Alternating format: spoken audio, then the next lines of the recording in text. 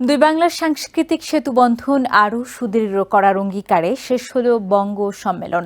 কানাডার টরন্টোতে ৩ দিন ব্যাপী ৪৫তম বঙ্গ সম্মেলনে প্রায় ৩,০০০ মানুষ উপস্থিত ছিলেন বলে জানিয়েছে আয়োজকরা। সম্মেলনে ভারত ও বাংলাদেশের জনপ্রিয় অনেক তারকার উপস্থিতি দর্শকদের বিপুল আনন্দ দিয়েছে।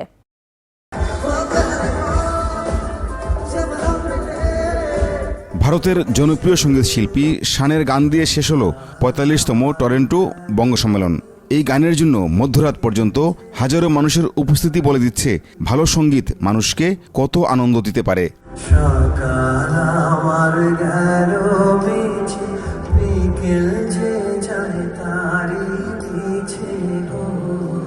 এর আগে আরেক জনপ্রিয় শিল্পী রূপঙ্করের গান এবং আমেরিকা ও কানাডা থেকে যোগ দেয়া শিল্পীদের পরিবেশনা মন্ত্রমুগ্ধের মতো উপভোগ করেন দর্শকরা। যাদের দেখতে এসেছিলাম ওদের সাথে দেখা করলাম, তারপর rare moment of my life Taslima নাসরিনের সাথে দেখা হলো। বাঙালির কালচার, সংস্কৃতি, ঐতিহ্যের এই যে একটা বিশাল আয়োজনটারই আমি মনে করি অনেক বড় একটা কিছু। বিশাল এই সম্মেলনে নতুন প্রজন্মের উপস্থিতি আরও বাড়ানোর দাবি জানিয়েছেন অনেকে। বঙ্গ সম্মেলনে আমাদের মতন যারা নতুন প্রজন্ম আছে তাদেরকে আরও সাথে তাদেরকে আরও সংশ্লিষ্ট করার জন্য তারা আরও ভালো হবে, আমরা শিখতে পারবো।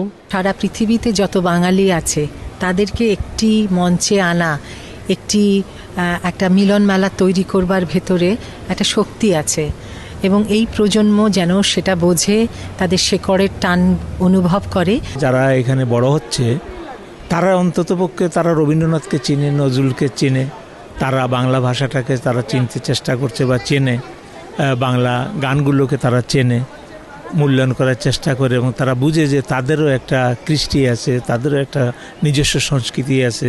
যদিও দিন দিন এই সম্মেলনের মান কমছে বলে অবশ্য অভিযোগ করছেন কেউ। বঙ্গ সম্মেলনের যেই ব্যাপকতা ছিল, যে এখানে এই অনুষ্ঠান হচ্ছে ওখানে এই অনুষ্ঠান হচ্ছে, একসাথে 4-5টা হলের মধ্যে বঙ্গ সম্মেলনের যে ব্যাপকতাটা ছিল সেটি এবার ম্রিয়মান। তবে আয়োজকরা বলছেন এই সম্মেলনকে কেন্দ্র করে দুই বাংলার সাংস্কৃতিক সেতু বন্ধন আরও জোরালো করতে ঐক্যবদ্ধভাবে কাজ করার সুযোগ আছে। আমাদের এই বঙ্গ সম্মেলন হলো এপার বাংলা ওপার বাংলার একটি সেতু। এখানে আমরা দুই বাংলার সমস্ত সংস্কৃতির একটি সমন্বয় ঘটে। আমরা দুই বাংলাকে নিয়ে ঢাকা থেকে কী বলে বাংলাদেশ থেকে আর্টিস্ট আনছি, কলকাতা থেকে আর্টিস্ট আনছি, একটু কম বেশি হয়ে যায়। চেষ্টা করা যাচ্ছে যে আমরা খুব ভালোভাবে একসাথে কাজ করে আমরা এগিয়ে যাব। খুব লোকজন এনজয় করছে 3 দিন ধরে, এত বাঙালি আপনারা দেখতে পাচ্ছেন, এত খাবার দাবার, এত প্রোগ্রাম, এত হইচই, এত ভেন্ডার্স ভালো ভালো কলকাতা থেকে। সো সবাই খুব আনন্দিত। কিছু ভুল ত্রুটি যদি হয়েও থাকে আমরা সবার কাছে ক্ষমা চেয়ে নিচ্ছি। আয়োজকদের পরিকল্পনা থাকলে প্রবাসে দুই বাংলার এই সবচেয়ে বড় সাংস্কৃতিক উৎসবে আরও বিপুল সংখ্যক মানুষের সমাগমের সুযোগ আছে বলেও মনে করেন অনেকে। ৪৫ বছর ধরে উত্তর আমেরিকার বিভিন্ন সিটিতে প্রতি বছরই হচ্ছে বঙ্গ সম্মেলন। এই বঙ্গ সম্মেলনই মূলত দুই বাংলার বাঙালিদের সবচেয়ে বড় সম্মিলনের স্থান, যেখানে সবচেয়ে বেশি আর্টিস্ট আসেন। এখানে আসা প্রতিটি মানুষের প্রত্যাশা বঙ্গ সম্মেলনের আয়োজকরা আরও সুন্দরভাবে এই অনুষ্ঠানের আয়োজন করতে পারলে এখানে মানুষের উপস্থিতি কয়েক গুণ বেড়ে যাবে। Pinaki Talukdar, TVN 24, Toronto, Canada.